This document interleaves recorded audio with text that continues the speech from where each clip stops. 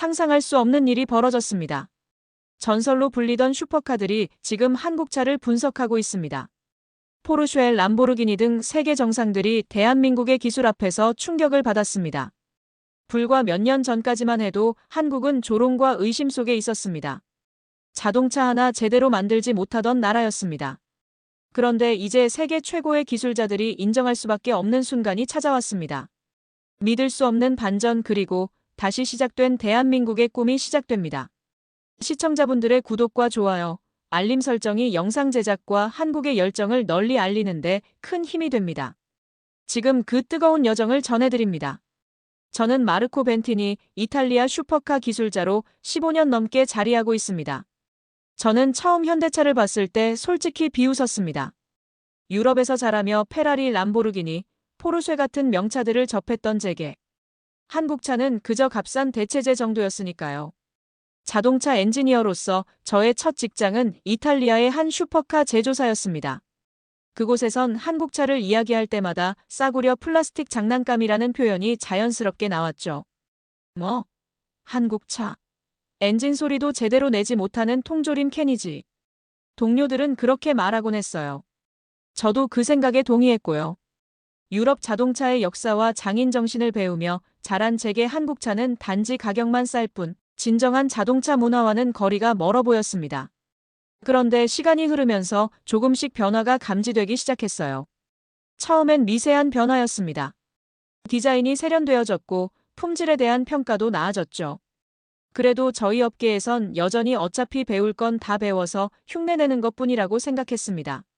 하지만 한국은 달랐어요. 조용히, 그리고 끈질기게 기술을 쌓아갔죠. 엔진 하나 제대로 못 만들던 나라가 누구보다 겸손하게 배우고 또 도전했습니다. 그들은 실패해도 물러서지 않았어요. 아니, 오히려 실패를 자양분 삼아 더 단단해졌습니다. 제가 일하던 회사 연구소에 가끔 한국차가 분석을 위해 들어왔는데 그때마다 동료들이 놀라는 모습을 봤어요. 이거 생각보다 훨씬 정교한데? 처음엔 인정하기 싫어했지만 한국차의 발전 속도는 분명했습니다. 물론 그때는 여전히 그래도 역시 본질은 다르지라며 우리의 자존심을 지키려 했죠. 그때는 몰랐습니다. 이 조용한 집념이 언젠가 세상을 뒤흔들 거라는 걸. 한국이 자동차 강국으로 발돋움하는 데는 오랜 시간이 필요했지만 그들은 포기하지 않았어요. 누구도 믿지 않을 때 스스로 믿으며 나아갔죠. 저는 지금 그 역사적인 변화의 순간을 목격하고 있습니다. 그리고 이제 그 이야기를 들려드리려 합니다. 2015년 현대가 N 브랜드를 론칭한다는 소식을 들었을 때 솔직히 또 한 번 비웃었습니다. 고성능 스포츠카 라인업을 만든다고? 한국이? BMW의 M, 메르세데스의 AMG, 아우디의 RS와 어깨를 나란히 하겠다는 야심찬 도전이었죠.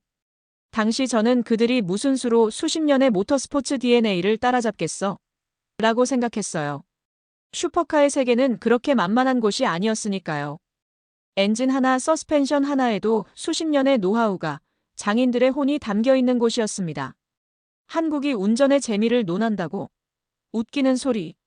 하지만 현대는 남달랐어요. 그들은 포기하지 않았습니다. 독일 뉘르부르크링에 테스트 센터를 세웠죠.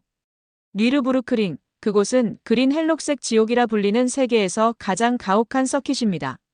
수많은 커브와 고저차, 예측 불가능한 날씨 조건에서 차의 진정한 성능이 드러나는 곳이죠. 현대는 그곳에서 몇 년 동안 실패하고 넘어지고 다시 일어났습니다. 간혹 그들의 프로토타입 테스트 영상이 유출될 때마다 동료들과 함께 보며 저렇게 해서는 안 되라고 말했던 기억이 나요. 그런데 점점 그 영상 속 차들이 달라지기 시작했습니다. 곡선을 더 깔끔하게 돌았고 제어력도 향상됐죠. 현대는 말보다 행동으로 증명하고 있었어요. 특히 그들이 알버트 비어만을 영입했다는 소식에 저는 충격을 받았습니다. BMW M-파워의 핵심 인물이었던 그가 한국으로 간다니. 저희 회사에서도 그를 영입하려 했지만 실패했었죠. 그런데 현대가 해냈다니. 아시아 회사와 일하는 것은 자살행위라던 동료의 말이 기억납니다. 하지만 비어만은 달랐어요. 그는 가능성을 보았고 도전을 선택했습니다. 그리고 결국 현대에는 속도만이 아니라 감성까지 잡아낸 자동차를 내놓았습니다. 벨로스터 N, i30N. 단순히 빠른 차가 아니었어요. 운전하는 즐거움, 그리고 그 차가 주는 떨림까지 함께 담아낸 진짜 고성능 머신이었습니다. 처음으로 현대 N 차량을 시승했던 날, 제 생각이 완전히 바뀌었습니다. 이건 단순한 흉내가 아니었어요. 그들만의 철학, 그들만의 DNA가 담겨 있었죠. 도대체 어떻게 이렇게 빨리 성장한 거지? 그날 이후, 저는 한국 자동차 산업을 다른 시각으로 보기 시작했습니다. 전기차 시대가 도래했을 때, 우리 업계 사람들은 모두 한 가지 생각을 공유했습니다. 이제 재미있는 차는 끝났다. 전기차는 빨라질 수는 있어도 운전의 감성, 그 떨림과 엔진 소리가 주는 희열을 재현할 수 없을 거라고 생각했죠. 저도 마찬가지였어요. 테슬라를 처음 타봤을 때 그 가속감에 놀랐지만 동시에 실망도 컸습니다. 무언가 영혼이 빠진 것 같은, 그저 빠르기만 한 로봇 같은 느낌이었으니까요. 전기차는 결국 교통수단일 뿐이야. 우리가 사랑하는 자동차의 본질은 아니지. 동료들과 나눴던 대화가 생생합니다. 우리는 전기차 시대를 받아들여야 한다는 것을 알면서도 내심 아쉬워했어요. 모터스포츠의 미래가 걱정됐죠. 그런데 2023년 충격적인 소식이 들려왔습니다. 현대가 아이오닉 5N을 출시한다는 거였죠. 고성능 전기차라니. 처음엔 또 한 번 회의적이었습니다. 그냥 배터리 크게 넣고 모터 출력 올린 것 아니야? 라고 생각했으니까요. 하지만 실제 차량이 공개됐을 때 저는 충격을 받았습니다. 650마력의 강력한 출력. 어떤 상황에서도 제어 가능한 파워 딜리버리. 그리고 무엇보다 전기차로는 불가능하다고 여겨졌던 펀 드라이빙을 구현해냈다는 것이 놀라웠어요. 특히 N 액티브 사운드와 N 이시프트 기능은 혁신적이었습니다. 인위적으로 만들어낸 엔진 소리와 변속 충격이라니. 처음 들었을 때는 가짜 소리로 뭘 어떻게 하겠다는 거야? 라고 생각했지만 실제로 경험해보니 달랐어요. 제가 아이오닉 5N을 처음 시승했던 날을 잊을 수 없습니다.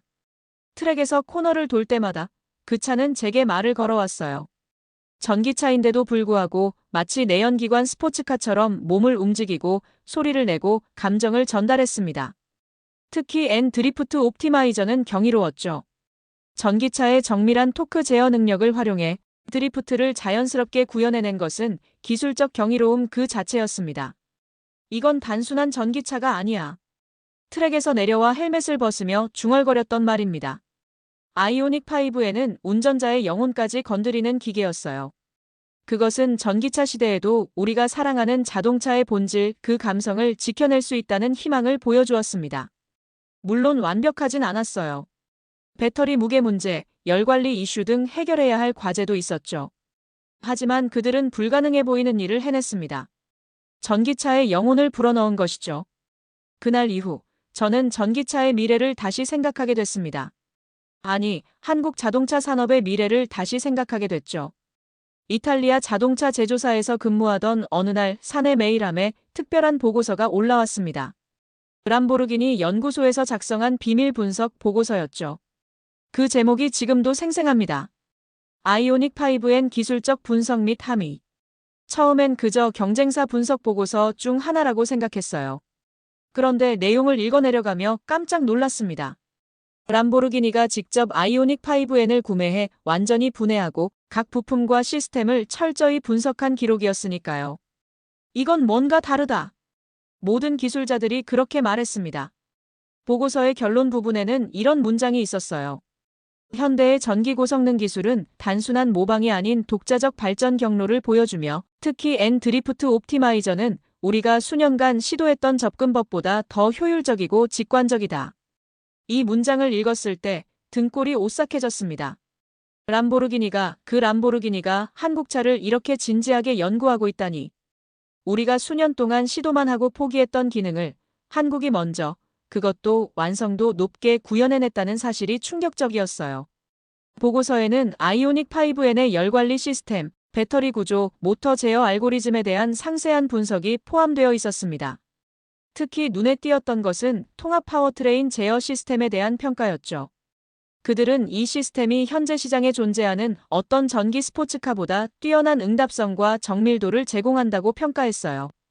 회의실에서 이 보고서를 놓고 토론하던 날 분위기는 무거웠습니다. 우리의 가장 큰 자산이라고 생각했던 감성적 주행 경험이라는 영역에서조차 한국차가 우리를 위협하기 시작했으니까요. 지금 당장 대응 전략을 세워야 해. 더 이상 무시할 수 없어. 수석 엔지니어의 말이 기억납니다. 그날 이후 우리 연구소에는 아이오닉 5N의 사진과 기술 사양이 벽에 붙었어요. 경쟁사를 연구하는 것은 자동차 산업에서 흔한 일이지만 이렇게 공개적으로 벤치마킹 대상이 된 것은 전례가 없었습니다. 그 순간 깨달았습니다. 한국차는 더 이상 추격자가 아니었어요. 우리가 배워야 할 대상이 되어 있었습니다. 이건 자동차 역사에서 중요한 전환점이었죠. 마치 일본차가 70년대와 80년대에 유럽과 미국 시장을 뒤흔들었던 것처럼 이제 한국차가 그 역할을 준비하고 있었어요. 심지어 우리 회사의 CEO가 직접 아이오닉 5N을 시승하고 돌아온 날 그의 표정은 복잡했습니다. 존경과 놀라움, 그리고 약간의 두려움이 섞인 표정이었죠. 우리가 너무 오만했던 것 같아. 그들이 이렇게까지 빨리 발전할 거라고 누가 예상했겠어. 이제 업계 내부에서는 더 이상 한국차를 비웃는 사람이 없었습니다. 현대는 이제 진지한 경쟁자, 아니 어쩌면 선두주자로 인정받기 시작했어요. 특히 전기차 분야에서는 더욱 그랬죠. 저는 그때 생각했습니다. 이건 시작에 불과하겠지. 그들은 여기서 멈추지 않을 거야. 한국은 과거에도 세계 모터스포츠 무대에 도전한 적이 있었습니다. 2010년 전라남도 영암의 코리아 인터내셔널 서킷이 완공되었죠. F1 한국 그랑프리를 개최하기 위해 약 2,800억 원을 투자한 대규모 프로젝트였습니다. 당시 저는 영암 서킷을 방문했던 기자단 중 한 명이었어요. 유럽과 미국의 서킷만 다녀봤던 제게 한국의 F1 도전은 야심찬 시도로 보였습니다. 하지만 동시에 의구심도 컸죠. 과연 그들이 F1이라는 최고의 무대를 감당할 수 있을까? 실제로 서킷에 도착했을 때 제 첫 인상은 복잡했어요. 트랙 자체는 훌륭했습니다. 헤르만 틸케가 설계한 5.615km 길이의 서킷은 기술적으로 뛰어났고 도전적인 코너와 긴 직선 구간의 조합이 인상적이었죠. 하지만 주변 인프라는 미완성이었어요. 호텔은 부족했고 접근성도 좋지 않았습니다. 무엇보다 관중석이 텅 비어있는 모습은 씁쓸했죠. 모터스포츠 문화가 없는 나라에서 F1을 개최한다는 건 무리야. 당시 많은 국제기자들이 그렇게 평가했습니다. 저도 비슷한 생각이었어요. 이벤트 자체는 화려했지만 그 이면에는 준비 부족과 이해 부족이 느껴졌으니까요. 결국 한국 그랑프리는 2010년부터 2013년까지 단 4년만 개최되고 중단되었습니다. 재정적 어려움, 관중 동원 실패, 지역 정부와 F1 측의 계약 갈등 등 여러 이유가 있었죠. 당시 저는 냉소적인 시선으로 그 상황을 보도했습니다. 역시 아직 멀었어. F1에서 한국 드라이버는 단 한 명도 등장하지 못했고 세계는 다시 한국을 자동차 스포츠의 변방으로 잊어갔습니다. 그런데 지금 돌이켜보면 그 실패가 실은 미래를 위한 밑거름이었는지도 모르겠네요. 모든 성공 스토리 뒤에는 수많은 실패가 있는 법이니까요. 영암 서킷을 방문했던 마지막 날 한 현지 엔지니어와 대화를 나눴던 기억이 납니다. 그는 씁쓸해하면서도 이렇게 말했죠. 우리는 배우고 있습니다. 지금은 실패할지 몰라도 언젠가는 우리도 이 무대에서 웃을 날이 올 거예요. 그때는 그저 패배자의 변명처럼 들렸지만 이제 보니 그 말에 진심이 담겨 있었던 것 같아요. 한국은 포기하지 않았습니다. 넘어져도 뒤로 물러서지 않았어요. F1 코리아 그랑프리가 사라진 이후에도 한국은 조용히 자동차 기술을 발전시켰습니다. 현대는 WRC 세계 랠리 챔피언십에 참가하며 모터스포츠 경험을 쌓았고 국내 레이싱 문화도 조금씩 발전해왔죠. 흔들리면서도 한국은 다시 기술을 갈고 닦고 있었습니다. 조용히, 묵묵히 다음 기회를 준비하고 있었던 겁니다. 실패에서 교훈을 얻고 더 강해지는 과정이었어요. 지금 생각해보면 그 실패는 필연적이었는지도 모르겠습니다. 기초가 없는 상태에서 정상에 오르려 했으니까요. 하지만 그 도전 자체가 한국 모터스포츠 역사에 중요한 발자취를 남겼다고 생각합니다. 현대는 F1이라는 꿈을 잠시 내려놓았지만 포기하지는 않았습니다. 그들은 다른 길을 선택했어요. 바로 세계 랠리 챔피언십 WRC였죠. 2014년부터 본격적으로 WRC에 뛰어든 현대는 처음엔 고전했습니다. 랠리라는 무대는 서킷 레이싱과는 완전히 다른 도전이었으니까요. 랠리는 진짜 자동차의 한계를 시험하는 곳이야. 저의 오랜 동료 중 랠리 전문가였던 마르코의 말이 기억납니다. 그는 WRC에 도전하는 현대를 보며 이렇게 말했죠. 적어도 그들은 쉬운 길을 택하지 않았어. 랠리는 거짓말을 허용하지 않거든. 실제로 WRC는 아스팔트, 눈길, 자갈, 모래 등 다양한 노면에서 경주가 펼쳐집니다. 날씨도 예측할 수 없고 코스도 매번 다르죠. 완벽한 차량을 만들기 위해서는 모든 상황에 대응할 수 있는 기술력이 필요했어요. 처음 몇 년간 현대는 성적이 좋지 않았습니다. 많은 실패와 좌절이 있었죠. 하지만 그들은 꾸준히 노력했어요. 매 대회마다 조금씩 발전하고 데이터를 수집하고 차를 개선했습니다. 그리고 마침내 2019년과 2020년 현대는 WRC 제조사 부문 챔피언십에서 우승을 차지했어요. 세계 최고의 랠리 무대에서 한국 자동차 제조사가 정상에 올랐다는 건 엄청난 성과였습니다. 이제 그들은 진지하게 받아들여야 할 경쟁자야. 그때 업계 전문가들의 평가가 완전히 바뀌기 시작했습니다. 저도 마찬가지였고요. WRC에서의 성공은 단순한 트로피 이상의 의미가 있었어요. 그것은 현대의 기술력과 끈기, 그리고 열정을 세계에 증명한 순간이었죠. 특히 중요한 것은 이 경험이 현대의 일반 도로 차량 개발에도 큰 영향을 미쳤다는 점입니다. 실제로 i20N, 벨로스터 N 같은 고성능 모델들은 WRC에서 얻은 기술과 노하우를 바탕으로 탄생했어요. 모터스포츠는 그저 트로피를 위한 게 아니야. 그건 자동차를 진화시키는 실험실이지. 현대 모터스포츠 책임자와의 인터뷰에서 들은 말입니다. 그리고 이제 그들은 전기차 시대, 아이오닉 ON으로 다시 한번 문을 열었어요. 고성능 전기 레이스인 포뮬러 1을 향한 준비가 시작된 것이죠. 최근 소식에 따르면 인천시가 다시 F1을 유치하려는 움직임을 보이고 있다고 합니다. 2010년대 초반 영암과는 달리 이번에는 접근성이 뛰어난 대도시에서 그것도 도심 서킷으로 계획 중이라고 해요. 하지만 이번에는 상황이 다릅니다. 기술로, 경험으로, 자신감으로 무장한 한국입니다. WRC에서의 성공, 아이오닉 ON으로 증명한 전기 모터스포츠에 대한 이해, 그리고 무엇보다 더 이상 배우는 입장이 아닌 가르치는 입장에 서게 된 기술력이 있으니까요. 제가 처음 한국차를 봤을 때와 지금은 완전히 다릅니다. 그때는 싸구려 대체제로 보였던 차가 이제는 람보르기니가 벤치마킹하는 대상이 되었으니까요. 실패해도 다시 일어서는 민족. 그 힘이 이제 세상을 바꿀 준비를 끝냈습니다. 한국의 모터스포츠 도전은 이제 시작일 뿐입니다. 람보르기니가 아이오닉 ON을 연구실에서 분해하는 시대. 포르쉐 엔지니어들이 긴장하는 시대. 누가 이런 날이 올 거라고 예상했을까요? 적어도 제가 자동차 업계에 발을 들였을 때는 상상도 못했던 일입니다. 한국은 조용히, 그러나 확실히 세계 모터스포츠의 중심으로 다가서고 있어요. 그리고 이제 저는 이 변화의 중심에 서 있습니다. 몇 달 전, 저는 인생에서 가장 큰 결정을 내렸죠. 이탈리아 슈퍼카 제조사를 떠나 현대 모터스포츠 부서에 합류한 겁니다.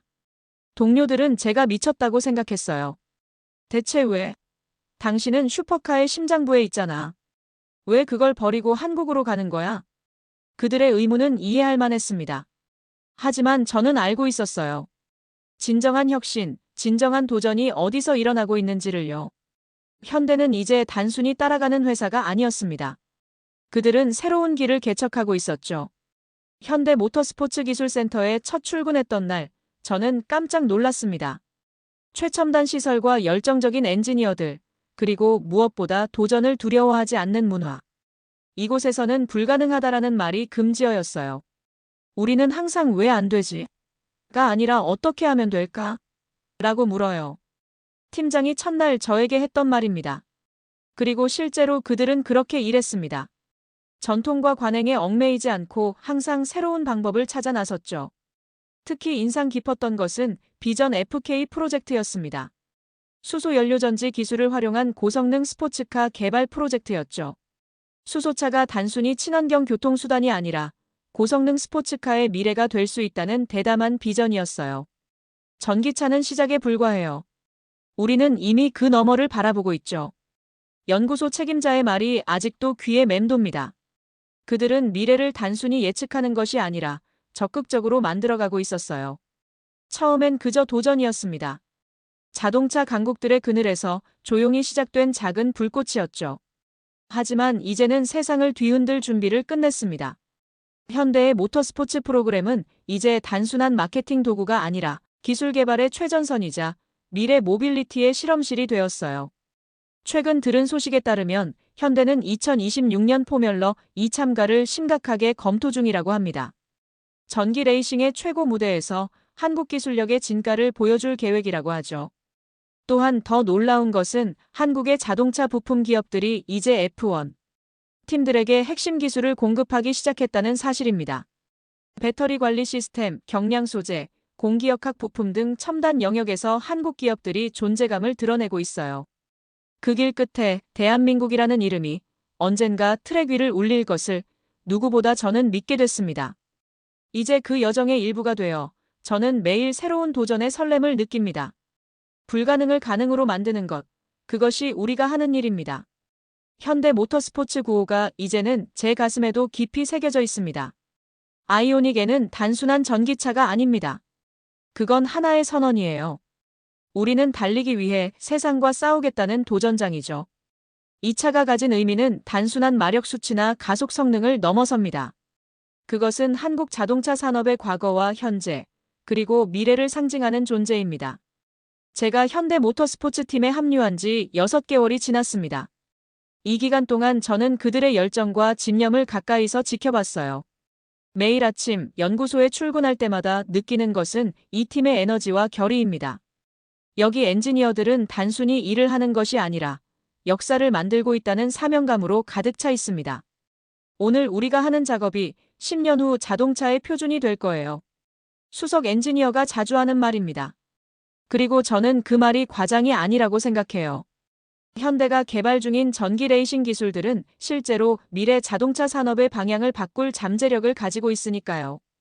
특히 인상적인 것은 그들의 통합 전동화 아키텍처 프로젝트입니다. 레이싱에서 얻은 노하우를 바탕으로 고성능과 효율성을 동시에 추구하는 전기차 플랫폼을 개발 중이에요. 이 기술이 완성되면 전기차의 개념을 완전히 재정의할 수 있을 겁니다. 람보르기니가, 포르쉐가, 맥라렌이 주목하는 지금 현대는 꺾이지 않는 꿈을 향해 엑셀을 밟고 있습니다. 그들은 더 이상 따라잡기에 급급하지 않아요. 이제는 선도하기를 목표로 삼고 있죠. 최근 들은 소식에 따르면 2026년부터 포뮬러 1에 도입될 새로운 파워 유닛 규정에 현대가 깊은 관심을 보이고 있다고 합니다. 직접 참가는 아니더라도 기술 파트너로서 F1에 발을 들이려는 계획이 있다는 거죠. 이건 정말 대담한 도전입니다. F1은 모터스포츠의 최정점, 기술의 극한을 시험하는 무대니까요. 어제는 연구소에서 새로운 전기 레이싱카 프로토타입 테스트에 참여했습니다. 800마력이 넘는 출력, 혁신적인 배터리 관리 시스템, 그리고 무엇보다 드라이버와 차량 간의 감성적 연결을 위한 수십 가지 기술들이 적용되어 있었어요. 테스트 주행을 마치고 돌아온 드라이버의 얼굴에 번진 미소를 잊을 수 없습니다. 그는 헬멧을 벗으며 이렇게 말했죠. 이건 다른 차원이야. 전기차인데도 내 손끝으로 느껴져 살아있는 것 같아. 그 말을 들으며 현대가 추구하는 방향이 맞다는 확신이 들었습니다. 기술만으로는 충분하지 않아요. 감성, 그 말로 설명하기 어려운 연결이 있어야 진정한 자동차가 됩니다. 현대는 그 둘을 모두 추구하고 있었죠. 그리고 언젠가 가장 빠른 무대, 가장 높은 곳에 태극기가 꽂히는 그날이 오면 저는 조용히 고개를 숙일 것입니다. 존경의 마음으로, 그리고 그 여정의 일부가 되었다는 자부심으로요. 대한민국은 포기하지 않았습니다. 넘어지고 다시 일어서며 세상을 향해 달려왔어요. 엔진 하나 제대로 만들지 못했던 나라가 이제는 슈퍼카 제조사들이 벤치마킹하는 존재가 되었습니다. 그리고 마침내 가장 빛나는 순간을 맞이할 것입니다. 단순히 참가하는 것이 아니라 승리하는 그날까지 현대의 도전은 계속될 것입니다. 저는 그 역사적인 순간을 함께할 수 있어 영광입니다. 넘어지고 쓰러지고 조롱받아도 한국은 멈추지 않았습니다. 우리는 배웠고, 우리는 싸웠고, 우리는 이겨냈습니다. 이제 세계는 인정하기 시작했습니다. 한국이 다시는 멈추지 않을 나라라는 것을 우리는 앞으로 나아갑니다. 더 빠르게, 더 높게, 더 멀리. 그리고 머지않아 세계의 가장 높은 무대 위에 대한민국의 깃발이 휘날릴 것입니다. 그것은 언젠가가 아닙니다. 이미 그 순간은 다가오고 있습니다. 오늘 사연은 여기까지입니다. 긴 영상 시청에 감사드리며 구독과 좋아요 부탁드립니다. 내일 더 좋은 영상으로 찾아뵙겠습니다. 오늘도 행복한 하루가 되었으면 좋겠습니다.